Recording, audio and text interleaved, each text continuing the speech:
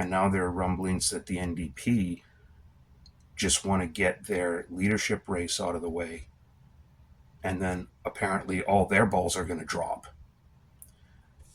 Because if you remember during the vote on the budget, there were more than enough NDP members who abstained that could have brought down the government. I think it was only 2 of them that voted nay. And so had those other 4 voted, down she goes. So once that leadership race is done and they have somebody installed, and there's been a little bit more time to get the taste of the corruption and scandal brought by Jagmeet Singh, and then he's a long gone distance in NDPers' memories, they'll be more inclined to vote for NDP again. They'll go back to their party. Because you got to remember, I don't believe that, although the Conservatives did pick up more seats than they've ever had in any election, it's just like in the United States, like when Joe Biden was saying, "Oh, I got the most votes of any president in any election." Well, of course you did. If you look at the trend through history, there's no reason why somebody who wins each election, they have the potential to win the most votes ever in history, because the population will have increased from the last election to the next one. Here it could be 5 years between elections. It used to, right? Before Harper brought in the mandatory election rule.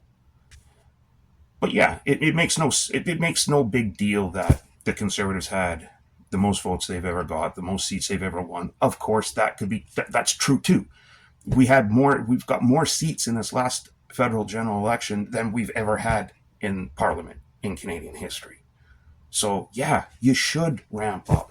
The thing is, they scaled up basically with their historical numbers, which for the Conservatives is between 34 and 38% of the general electorate. Almost every election, unless there's a major message to be sent, as there was in Brian Mulroney's dying years, just as there was in Pierre Idiot Trudeau's final kick at the can, right? When he took his walk in the snow. Too bad he didn't get lost and never come home.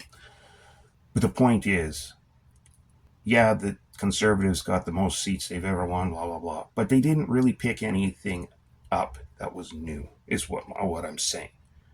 And so I expect them to have roughly the same showing, if not a little better. The Liberals, on the other hand, picked up a ton of seats from the NDP, wiping out official party status. Those people, with the NDP, with a good leader at the helm, with enough time to get the thought of Jagmeet Singh out of their minds, a lot of those NDPers are going to come home. They're going to come back.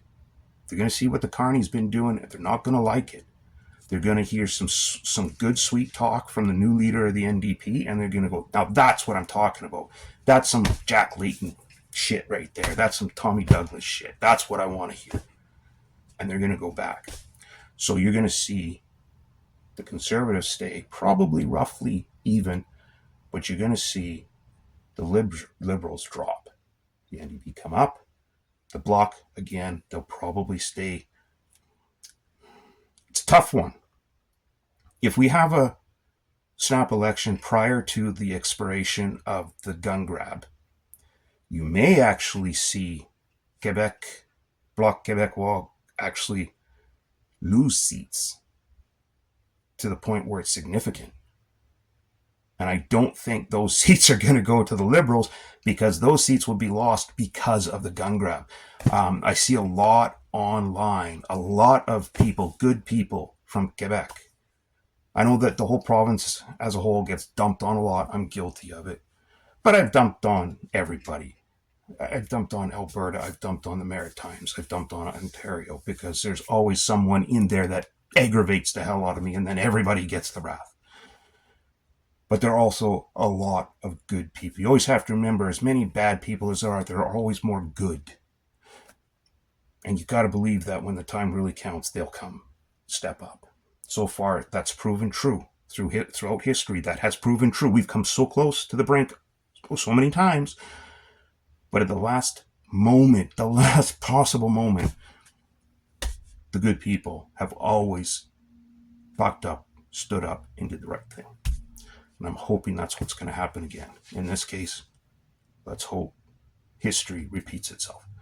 So you may actually see Quebec lose seats, and those seats that get lost are not going to go to the Liberals because they're going to punish the same people. They're going to punish the people they voted for in the Bloc, and they're going to punish the Liberals because they don't want this gun ban either. A lot of them don't want this gun ban.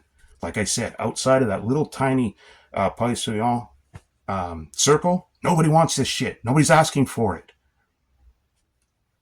So you may see those voters, just for this election, to send a message, you may see those voters jump ship to the Conservatives.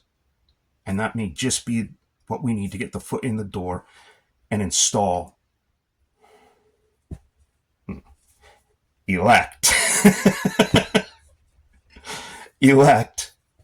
a good, solid, common sense government that's so desperately been lacking in this country. So desperately been lacking in this country.